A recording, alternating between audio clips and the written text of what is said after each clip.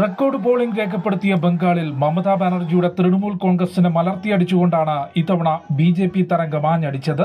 2021 77 സീറ്റുകൾ മാത്രമുണ്ടായിരുന്ന BJP ഇത്തവണ കൊൽക്കത്ത, ഹൗറ, ഹൂഗ്ലി തുടങ്ങി തെക്കൻ ബംഗാളിലെ തൃണമൂൽ കോട്ടകൾ കീഴടക്കിയാണ് സംസ്ഥാനത്ത് ആദ്യമായി ഭരണത്തിലേറുന്നത്. കഴിഞ്ഞ 15 വർഷത്തിനിടയിൽ ബംഗാൾ നേരിട്ട വികസന മുരടിപ്പും അക്രമ സംഭവങ്ങളും സ്ത്രീകൾക്കെതിരെ നടന്ന അതിക്രമങ്ങളുമാണ് ജനങ്ങൾ മമതയെ തഴഞ്ഞ് BJPയെ തിരഞ്ഞെടുക്കാൻ കാരണമെന്നാണ് വിലയിരുത്തൽ. പ്രവർത്തകരുടെ കഠിന പ്രയത്നവും BJPയുടെ വികസന അജണ്ടയുമാണ് വിജയത്തിന് കാരണമെന്ന് പ്രധാനമന്ത്രി നരേന്ദ്രമോദി വ്യക്തമാക്കി.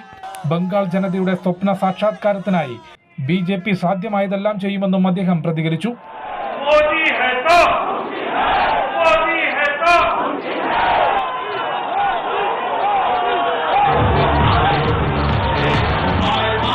डेमोक्रेसी हमारे लिए सिर्फ एक तंत्र नहीं है, ये हमारी रगों में दौड़ता हुआ संस्कार है।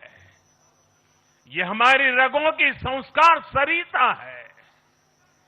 और आज सिर्फ भारत का लोकतंत्र ही नहीं जीता है, आज भारत का संविधान भी जीता है.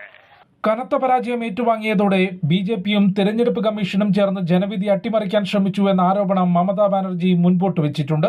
ശക്തി കേന്ദ്രങ്ങളിൽ പോലും തിരിച്ചടി നേരിട്ടതുകൊണ്ട് തന്നെ ഇനി ബംഗാൾ രാഷ്ട്രീയത്തിൽ തൃണമൂലിന് തിരിച്ചുവരാൻ സാധിക്കുമോ എന്നതും ചോദ്യചിഹ്നമാണ്.